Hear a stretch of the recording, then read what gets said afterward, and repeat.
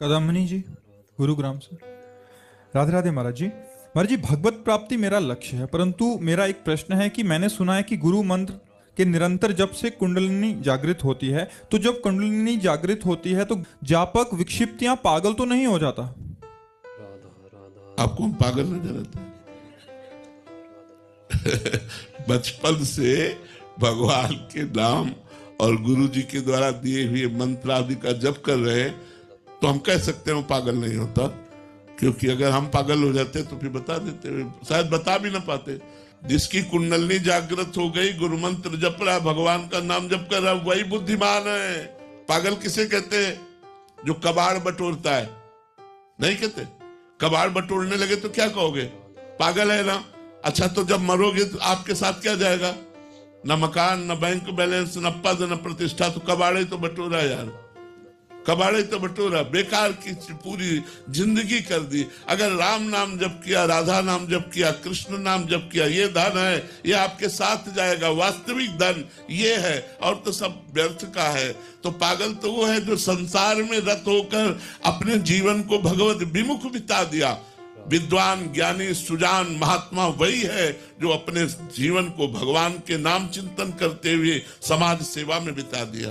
तो बच्चा, ऐसा नहीं है कि कोई भी हमारा परमार्थ का मार्ग पागल नहीं कर देता है। परमार्थ का मार्ग सुजान करता है, पागल नहीं करता। हाँ, गलत प्रक्रियाओं का अगर प्रयोग करोगे तो पागल हो जाओगे।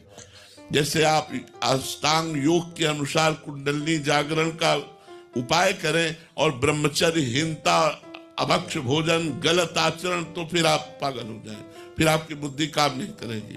लेकिन गुरु मंत्र जब करते हुए यदि कुंडलिनी जागृत होती है तो साधक को पता भी नहीं चलता और वो बहुत आनंद पूर्वक भगवान को प्राप्त करता है। समझ पा रहे आप? ऐसे ना हो जाए, ऐसे ना हो जाए, ये माया जो है ना मेरे ऊपर हावी हो जाती है। तो मैं कहीं इनको लगता है कि फिर कहीं ये मतलब विक्षिप्त ना हो जाए। नहीं नहीं नहीं नहीं, एक मिनट भी हम अपना व्यर्थ ना जाए ऐसा प्रयास करते हैं, वो क्या गुरु और हरि की कृपा से पार होता है। तो ये कोई ना सोचो, ऐसा नहीं है। हमें लगता है कि जितना चतुर भजन करने वाला होता है उतना और कोई चतुर होता ही नहीं। राम भजन ते चतुर नर, बहुत विद्वान हो जाता है, विवेकवान हो जाता है, क्योंकि भगवान ज्ञान के समुद्र हैं, विद्या के समुद्र हैं। तो हमें लगता है बच्चा, आपको ऐसा भ्रम नहीं रखना चाहिए, डरना नहीं चाहिए। खूब भजन करो, भगवान आपका मंगल करें। अमंगल हो ही नहीं सकता। हमें एक भी आदमी दिखाओ जो भजन करता और उसका अमंगल हो गया हो।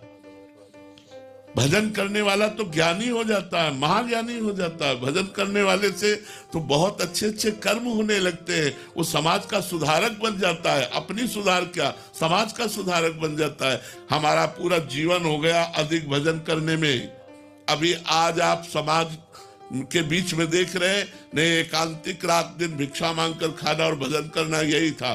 भजन में आनंद आता है, बुद्धि खराब नहीं होती, थकान नहीं होती। भजन एक नवीन उत्साह प्रदान करता है, नवीन आनंद प्रदान करता है, नवीन शीतलता प्रदान करता है। ऐसा आप लोग मत सोचिएगा। महाराज जी, अभी अभी क्या होता है कि हम भजन जब तक नहीं कर रहे थे तब तक वो विशेष संसार सब अच्छा लग रहा था, बट अभी भजन करने लगे तो थोड़ा देर बैठे तो इतने सारे विचार चलने लग जाते हैं, ऐसा लगता है कि कुछ अलग हो रहा है कहीं। नहीं, वो विचार डिलीट हो रहे हैं। जो हमारे मन रूपी मैसेज में संसार के विचार भरे हुए हैं वो सब डिलीट हो रहे हैं। क्योंकि जब तक मन निर्मल नहीं होगा तब तक भगवत साक्षात्कार नहीं होगा।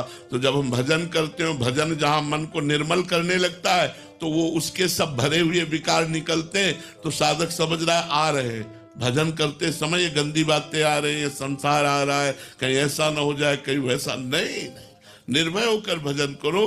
भगवान का नाम है मंगल भवन। हम एक बात आपको कह रहे हैं, बहुत ध्यान से सुन लो।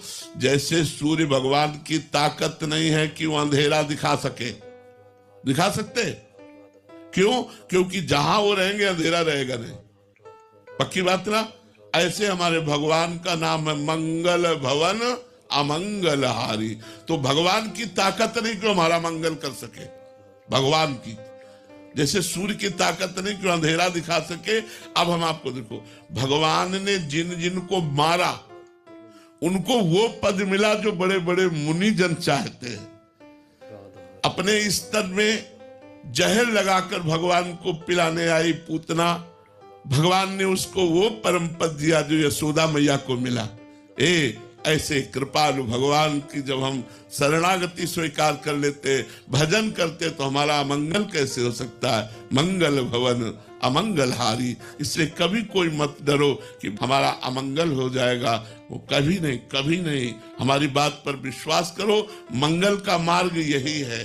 हाँ, आपने जो बुरे कर्म किए उनका फल जब आएगा तो आपको दुख मिलेगा, ये पक्की बात है, भजन करते हुए भी। इसलिए भगवान का भजन करो, प्रारब्ध को भोग लो, अच्छे आचरण करो, भगवान को प्राप्त हो जाओ।